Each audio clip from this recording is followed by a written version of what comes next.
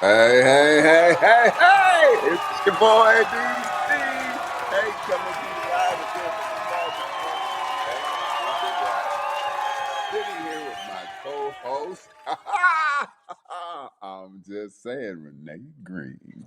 Yeah, hey, well, let's give Renee a hand too.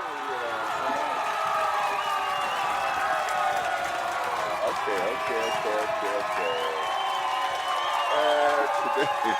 Today is a very, very special day, though, because it comes with the her sharing and introducing her book, Fractured Faith.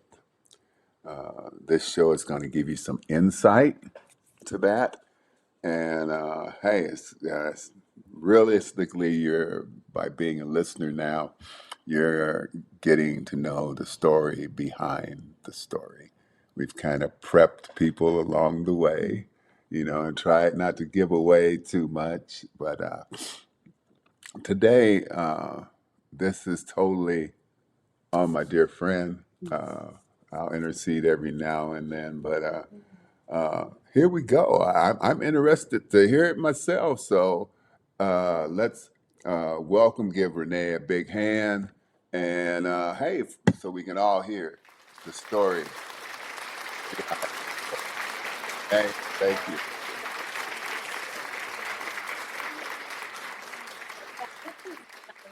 This episode will just kind of be me kind of going over, talking about um, what prompted the book, what I was going through, kind of some of the healing process as I went through it, and that kind of thing. So, um, for starters, I'll just say that um, conversations like this can stir things up for some people, but I want you to feel like this is a safe place. I'm not going to get into any graphic details or anything like that, so you can just kick back, no pressure, no fixing, no fear, just honesty, and a few friends just sitting back having coffee. Don't worry about getting triggered if you've been through some things. Um, just feel like this is a safe place for you today. Okay? So, for starters, I'll just describe the book. Fractured Faith is kind of a cross between kind of an after school special, then kind of molds into a lifetime movie, which is really scary. But then, then it also has the ominous that is Stephen King.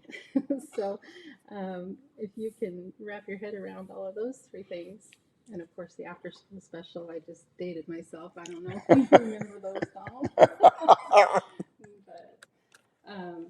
and I would say that the genre is a faith-based thriller, if that's even a thing. But that's what I would call it. And it's written as a faction, which is based on actual events. And it'll be published this spring, and we'll keep you posted. So, the story kind of behind the story.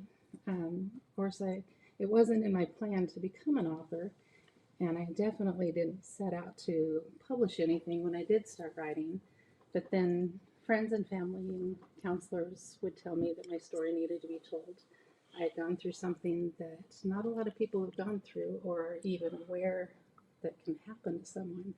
And um, so it needed to be told to, I don't know if you'd call it a warning or, um, or just um, encouragement in your faith, in your walk. But at first, when I started writing, it was for my own healing. I just needed to let things out. Of course, counselors will tell you all the time, "Are you journaling? Are you journaling? Are you journaling?" It's like I hate journaling, but I'd start to write, kind of my story instead. And then I reached a certain point in my healing where I kind of had a heart change, and I realized that for me personally, excuse me, I couldn't go through all of what I had gone through and experience all of the healing that had gone on without sharing it. To me, it felt like it would all be for naught if I hadn't done that. And so now my hope and prayer is to promote hope and victory over things in our lives that we had no control over. And I hope you know that you had no control over those things and they were not your fault. things that left only darkness and the evil done to us with no remorse or consequence. Um, I just want to encourage those in similar situations that there's life worth living beyond the turmoil. And so that's the purpose of the book. And, and I also want to encourage you and let you know that you are strong enough. Um, I don't believe that strength means pushing harder or pretending that you're okay. It's flashing that smile when there's only pain behind it. That's not necessarily strength. There's a quiet strength that already exists in you, the kind that helped you survive, and it will continue to help you heal. So that's my purpose of the book. And if only one person reads Fractured Faith and finds hope in it, it was worth every letter typed. Very good. Yeah. Yeah. Um, and this book came out of one of the darkest times in my life. Um, like I said, I didn't really set out to write a book. I was just trying to make sense of my own pain and situation and faith and all that entailed. Um, but it really breaks my heart to think about so many women out there and men as well who don't see that hope. They don't see the light at the end of the tunnel, or they don't think they're strong enough, and some have just all but given up. And my heart goes out to you because I want so badly for you to know that I get it.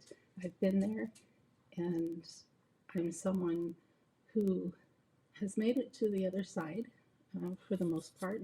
There's always healing to be done, and it's a journey, it's a process, and um, but at the same time, you can make it through to the other side where you can look back and say, look what I got through, or what God got me through, whatever your faith is.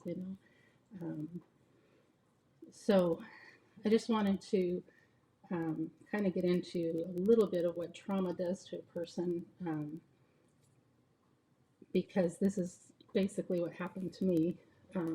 It convinces you that your voice doesn't matter, that you're overreacting, that you should just be stronger or quieter or um, less existent than you are, just Okay. any one of those things.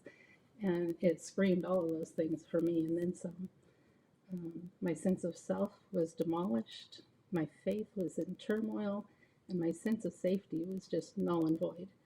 Um, but my faith didn't disappear, but it definitely fractured, and it cracked under the weight of unanswered prayers and silence that felt unbearable. We talked about those unanswered prayers, Yeah. those prayers hitting the ceiling um, last time we talked, and so that's where it cracks. That's where the fracture starts.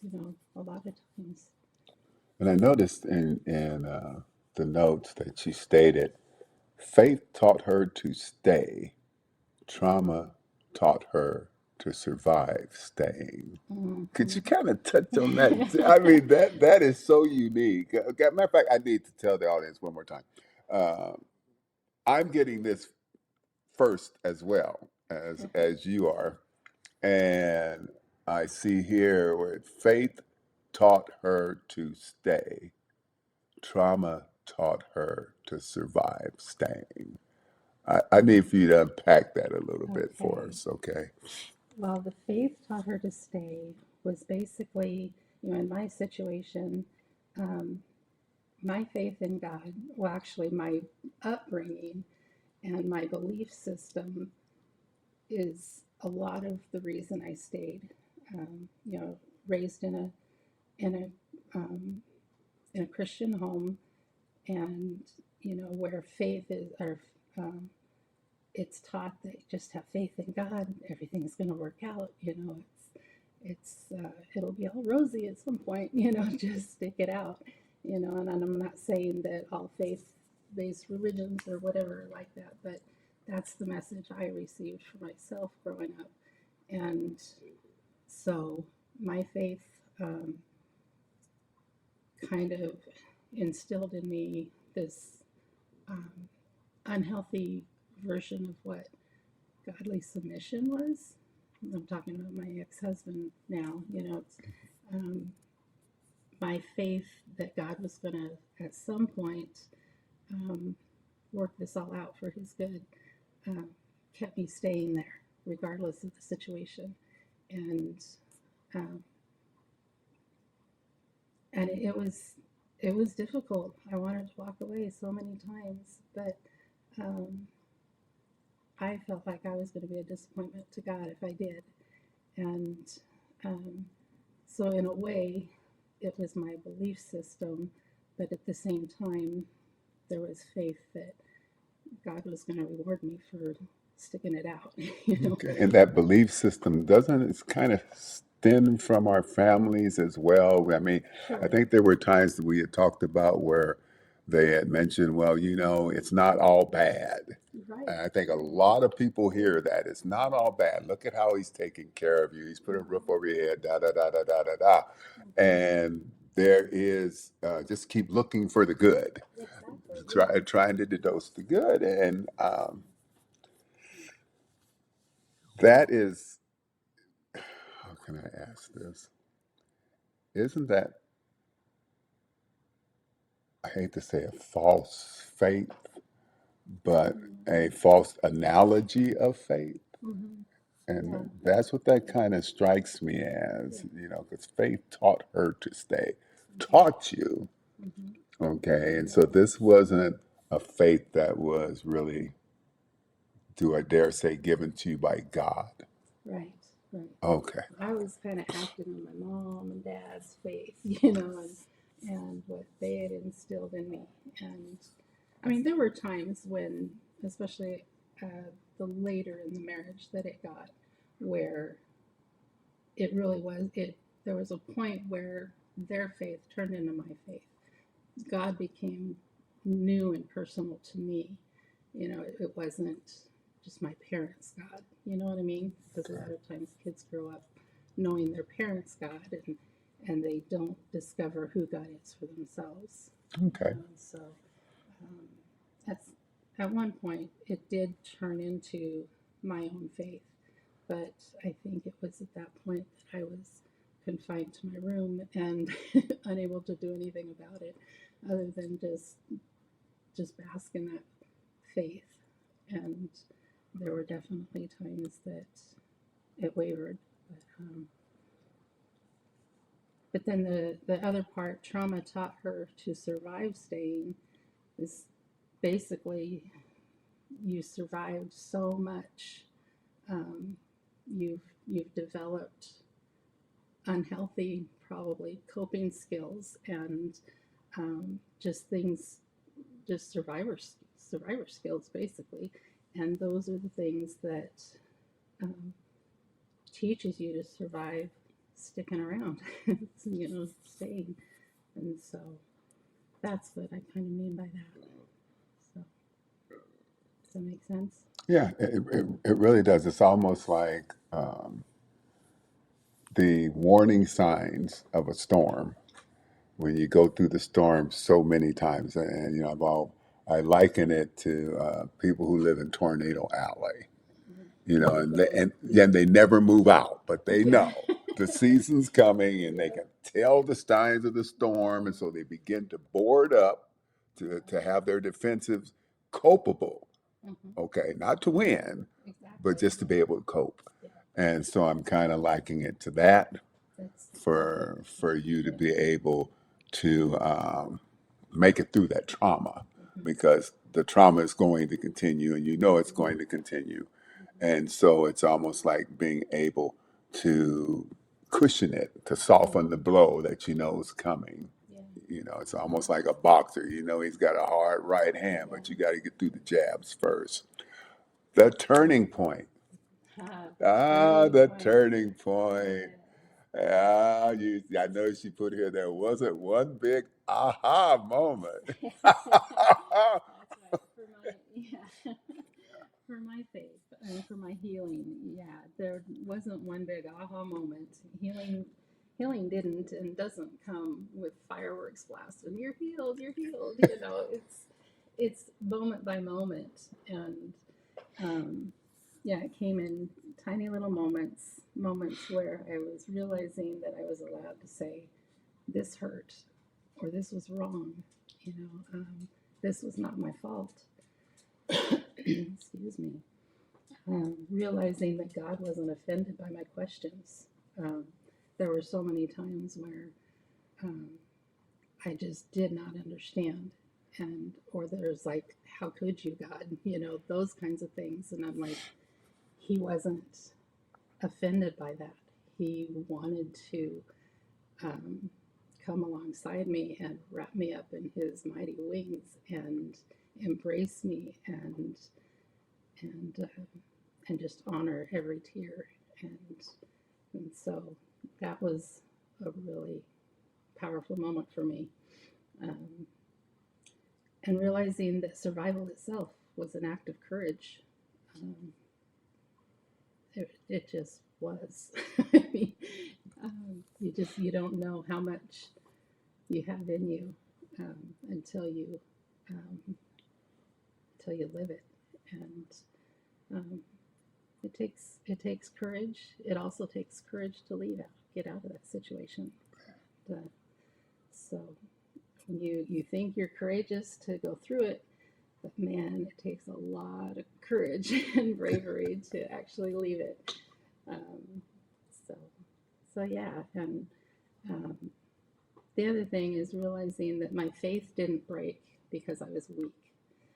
It broke because I'd been carrying more than one heart was meant to hold alone, and it was buried under one trauma, one abuse, one disappointment after another, and it just wasn't meant to hold that much weight alone. And I think that's where faith in God and relying on Him, relying on friends and family, kind of come into play. So a heart that went into the situation seeking and giving love Mm-hmm. became overburdened and disappointed while being buried under one trauma after another, Mm-hmm. the continual abuse, and I think the even greater disappointment. Mm-hmm. And that disappointment not only in the abuser, Right. in this case your spouse, but disappointed in God because there wasn't any seeming relief. Today, Right. you look back on it, and that's where your strength and you begin to see the courage that you had through Mm-hmm. it. Not just, I survived Right. physical abuse, I survived the spiritual abuse. I'm a survivor. Mm-hmm. There's more to it than that. Yes. And so I think that's one of the great things that people are going to find in your book Mm-hmm. is that, Mm-hmm. it's so amazing to me because you didn't sit down to write a book. You was in that dreaded journaling process. Nobody likes to journal, you know. No, I just every time I sat down with the counselor and she'd say, "Have you been journaling?" It's like, no. But you found that it was caused you to start trying to make sense out of what was the reality of your life, Exactly. and I mean, it's like, how? Because when most times when I sit down with a piece of paper and I'm sincere, I'm gonna sit down and start writing my feelings and my experiences. I go not blank, but I become somewhat confused. Everything becomes jumbled, and then I just finally say, "Oh, I, I just give up." I mean, I've got that's it. Because I've got journals that my daughter has given me to write in and stuff. There's a journal. And our son Willie has said he gave us books that wanted to know our lives, and it's Oh like, wow. yeah, but it's like, huh? That means I have to write. That's it. And I really have to think. have to be able to correlate things, you know. And it's like I tried, you know, and I jumped from back when I was 29 to when I was 60 to say, oh God, I left this gap. How did you get to where you were, you know, and tried to make sense out of what was the reality of your life Mhm. and who I was in it all. That is just Well, yeah, it's you you have these all these moments, these harsh, crazy, abusive moments that are just playing around like a movie reel in your head all the time, and you kind of, I mean, for me, I just had to get it out on paper, and that helped the movie stop playing in my mind, you know. And so once I got it out there, um, and then I would take all the different pieces, and then I'd have to put them in like chronological order and you know, that kind of thing to actually make a book out of it. Um, but yeah, you have to. I mean, that's what they say journaling helps with. And I'm not condemning journaling by any means. I just personally could not stand journaling. And it's like, don't you ask me about journaling anymore. but but if I could write it in story form, then it it just made all the difference for me, because I was able to write out that story of a certain incident or something, and then just it's like, okay, now that makes sense, and that's a piece of what was the reality of my life, and now there's this piece, um, and then kind of examining it and saying, okay, and where was I? Where I got lost somewhere in this. I mean, for where I mean, just my identity, you know, trying to figure out where I was in that whole thing. You know, was I just a blob in the corner of the room just taking it, or was I standing firm and trying to fight back? What was I doing, and what is this going to turn me into? You know, am I going to be just a shell of a woman when I finally get out of this? I didn't know, you know, and so that whole book writing process has kind of helped me to um, discover the reality, but also um, form my new identity in a way, if that makes sense. yeah. So essentially, the moments were separated, Hmm. and each moment was explained, Yeah. and then as the moments got explained, they helped to put together the picture Yeah. eventually. Yes. Okay, Yes. okay. Exactly. And this book has so many stop and go moments. I I've been at it for a long time, and I hate to admit how long, but there were moments when I'd write and then I wouldn't write. I'd be too scared to write for fear of triggers. I just, in my healing process, I wasn't sure if I was in a good spot to write about certain things. You know, sometimes I just put it away for a while and leave it alone. Um, no real writer's block, because my story was my story, you know, but there were times where fear would just get the better of me and I just put it away.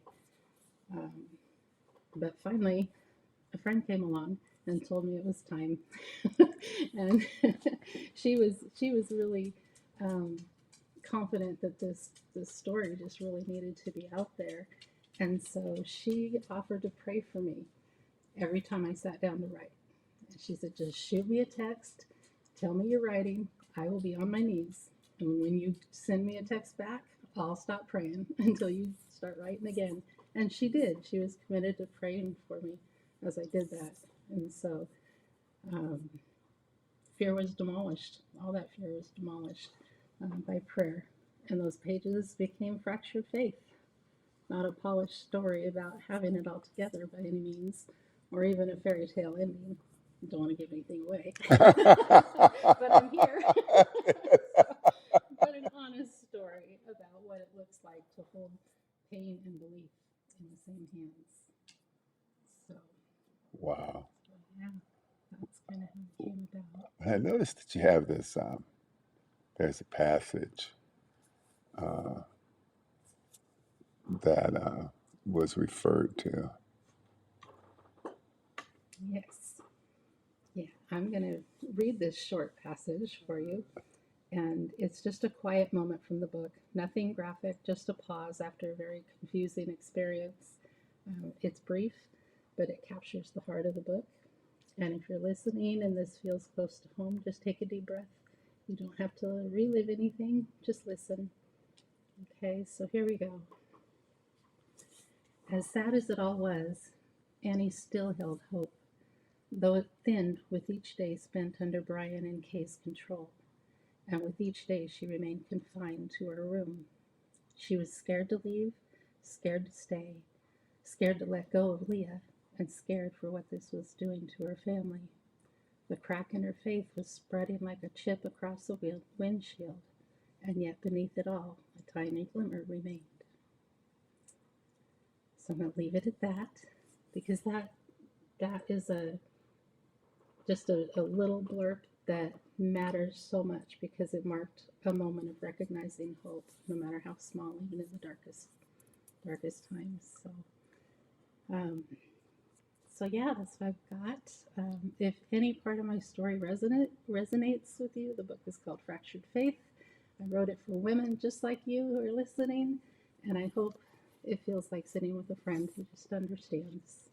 You know, that is so that is so you. And I know that there are women and men out there Mm-hmm. who could really, I mean, they should be anxious to be able to get to read Mm-hmm. Fracture Faith. Mm-hmm. One of the great things about it being in a book, you can take it at your own pace. You can take it in the quiet moments. No one has to know. You can keep your anonymity, and it's I just feel so blessed to be your friend, and to have been and yeah, and to have been we've been through a lot together.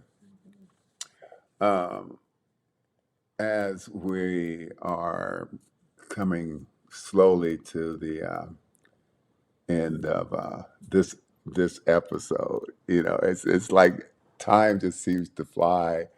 Um, but I want to leave our listeners with a final thought. No matter what's been done to you, you still have worth.